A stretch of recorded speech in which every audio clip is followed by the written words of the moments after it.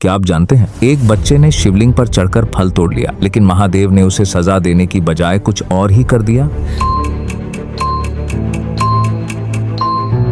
दोस्तों, एक बार एक छोटा सा बालक पेड़ से फल तोड़ने के लिए अनजाने में महादेव के शिवलिंग पर चढ़ जाता है। जब वह पेड़ से फल तोड़ रहा था तो पेड़ की कुछ पत्तियां शिवलिंग पर गिर गईं और मेहनत करते हुए उसके पसीने की बूंदें भी शिवलिंग पर टपक गईं। तभी गांव के कुछ लोग वहां आ जाते हैं। वो चिल्लाने लगते हैं, अरे पापी, तूने भगवान शिव का अपमान कर दिया। सब लोग उसे डांटने लगते हैं और बेचारा बालक रोने लगता है। लेकिन तभी अचानक वहाँ भयंकर प्रकाश होता है और उस प्रकाश से स्वयं महादेव प्रकट हो जाते हैं। महादेव मुस्कुराकर कहते हैं, पुत्र, तुम दुखी क्यों हो? तुमने तो मुझे सच्चे मन से याद किया है, मांगो, तुम्हें क्या चाहिए? बालक मासूमियत से कहता है, मुझे तो बस उस पेड़ के फल चाहिए। महादेव तुरंत पेड़ से फल तोड़कर उस बालक को दे देते हैं। महादेव मुस्कुराकर कहते हैं, तुम बहुत भोले हो, कुछ और वरदान मांगो। तब बालक मासूमियत से कहता है, मेरी माँ कहती है जब मेरे मामा आएंगे तो वो मेरे लिए बहुत सारे खिलौने लाएंगे, लेकिन वो कभी नहीं आते। क्या आप मेरे मामा को ला सकते हैं? महादेव यह सुनकर मुस्कुरा देते हैं और कहते हैं, तथास्तु। बालक दौड़कर अपनी माँ के पास जाता है और सारी बात बता देता है। उसकी माँ घबरा जाती है और कहती है, बेटा,